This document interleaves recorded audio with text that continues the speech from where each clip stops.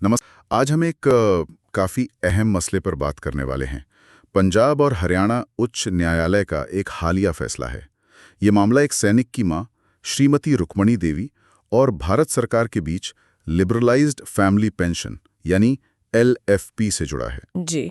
मामला दरअसल ये है कि सरकार ने आर्म्ड फोर्सेस ट्रिब्यूनल मतलब एएफटी के एक आदेश को चुनौती दी थी। उस आदेश में एएफटी ने कहा था कि रुक्मणी देवी के एलएफपी के दावे पर विचार किया जाए।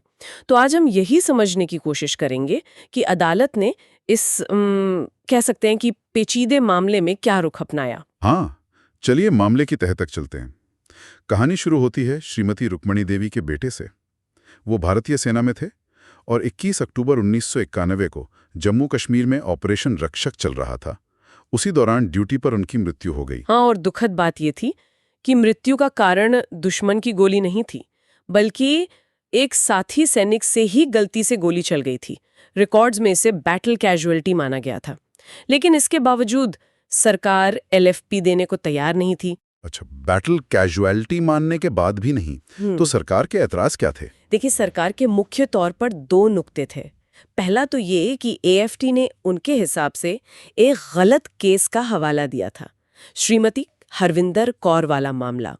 वो केस ऑपरेशन पराक्रम से जुड़ा था, जबकि रुक्मणी देवी के बेटे की मृत्यु तो 1991 में हुई थी।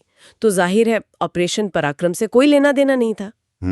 ये तो तकनीकी बात हुई। और दूसरा और शायद ज्यादा वजनदार तर्क था देरी का। उनका कहना था कि दावा दायर करने में बहुत ज्यादा मतलब 25 साल से भी ज्यादा की देरी हुई। मृत्यु हुई 91 में और दावा दायर किया गया 2018 में। तो ये एक बड़ा पॉइंट था सरकार का। हाँ, ये बात वाकई थोड़ी अजीब है। मौत अपने ही साथी की गोली से हुई, वो भी एक एक्टिव ऑपरेशन के दौरान। ऐसे में पेंशन के नियम कैसे काम करते हैं, ये जानना जरूरी है। बिल्कुल। और यहीं पर अदालत का विश्लेषण आप कह सकती हैं बहुत अहम हो जाता है। अदालत ने कुछ चीजें साफ की। पहली बात, इसमें तो कोई शक ही नहीं था कि बेटा ऑपरेशन रक्षक के दौरान ही ड्यूटी पर तैनात था। ये फैक्ट था। ठीक है। दूसरी बात, अदालत ने कहा कि इस मामले में जनवरी 2001 में रक्षा मंत्रालय के जो निर्देश जारी हुए थे वो लागू होते हैं। ये निर्देश सरकार द्वारा नोटिफाइड ऑपरेशंस में हुई मौतों और अक्षमताओं से जुड़े हैं। अच्छा, तो उन 2001 वाले निर्देशों में क्या खास बात थी जो इस केस पे लागू हुई? हाँ, उसमें देखिए पैरा 4.1 है, जिसमें अलग अलग स्थितियों को बांटा गया है, कैटेगरीज बनाई गई हैं।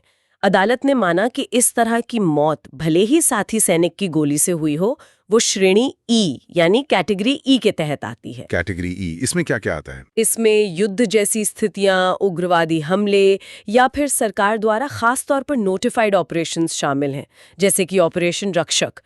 तो अदालत ने ये साफ कर दिया कि अगर कोई सैनिक किसी नोटिफाइड ऑपरेशन के दौरान मारा जाता है तो मौत का असल कारण क्या था, मतलब गोली दुश्मन की थी या साथी की, ये बात उसे उन लाभों से वंचित नहीं कर सकती जो युद्ध में मारे गए सैनिक को मिलते हैं। ओह, यानी ऑपरेशन का संदर्भ, वो माहौल ज्यादा महत्वपूर्ण है। हाँ बिल्कुल, ऑपरेशनल कॉन्टेक्स्ट। अदालत का जोर इसी पर था। मौत की परिस्थिति मायने रखती है, ना कि सिर्फ उसका तात्कालिक कारण। ठीक है, ये कारण वाली बात तो समझ आ गई, लेकिन वो जो देरी वाला बड़ा मुद्दा था सरकार का, 25 साल की देरी, उसका क्या हुआ? उसे कैसे देखा अदालत ने? हाँ, ये वाकई एक अहम सवाल था, लेकिन अदालत ने देरी वाले तर्क को भी खारिज कर दिया। इसके लिए अदालत ने सुप्रीम कोर्ट के एक फैसले का हवाला दिया। श्री एमएल पाटिल बनाम गोवा राज्य 2023 का केस है ये। अच्छा, उसमें क्या कहा था सुप्रीम कोर्ट ने? उसमें सुप्रीम कोर्ट ने कहा था कि पेंशन जो है वो एक निरंतर चलने वाला कारण है, मतलब एक कंटिन्यूअस कॉज ऑफ एक्शन है। आसान भाषा में कहे तो पेंशन का दावा करने का अधिकार हर महीने बनता रहता है। ये नहीं कि समय बीत गया तो अधिकार ही खत्म हो गया।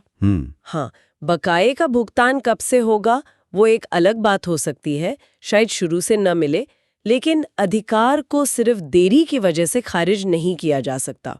अदालत ने ये भी नोट किया कि जो हरविंदर कौर वाला मामला था जिस पर सरकार एतराज कर रही थी, उसमें भी ट्रिब्यूनल का फैसला फाइनल हो चुका है। अच्छा, यानी अदालत ने साफ कर दिया कि मौत का ऑपरेशनल माहौल ज्यादा जरूरी है और पेंशन के हक पर सिर्फ समय बीतने से रोक नहीं लग सकती। यही समझाना मैंने?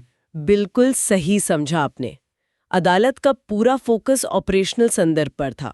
परिस्थिति ही निर्णायक थी।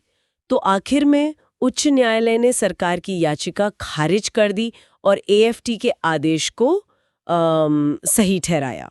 तो इस केस से हम क्या सीख ले सकते हैं? सबसे बड़ी सीख शायद यही है कि नियमों की व्याख्या थोड़ी मानवीय और व्यवहारिक होनी चाहिए। ड्यूटी पर सैनिक की मौत का संदर्भ, यानी वो कहाँ और किन परिस्थितियों में हुई, ये ज़्यादा मायने रखता है बजाय इसके कि गोली किसकी थी। और दूसरी अहम बात कि पेंशन जैसे कल्याणकारी लाभों के मामले में देरी के आधार पर दावे को इतनी आसानी से खारिज नहीं करना चाहिए। ये फैसला मुश्किल हालात में भी सैनिकों के परिवारों के अधिकारों को मजबूती देता है। हाँ, ये वाकई सोचने पर मजबूर करता है कि सैन्य सेवा में बलिदान की परिभाषा असल में कितनी व्यापक हो सकती है और कैसे समय के साथ नियम और उनकी व्याख्याएं भी बदलती हैं या बदलनी चाहिए ताकि वो इस व्यापकता को सही मायने में समेट सकें। इसी विचार के साथ आज की ये चर्चा यहीं समाप्त करते हैं।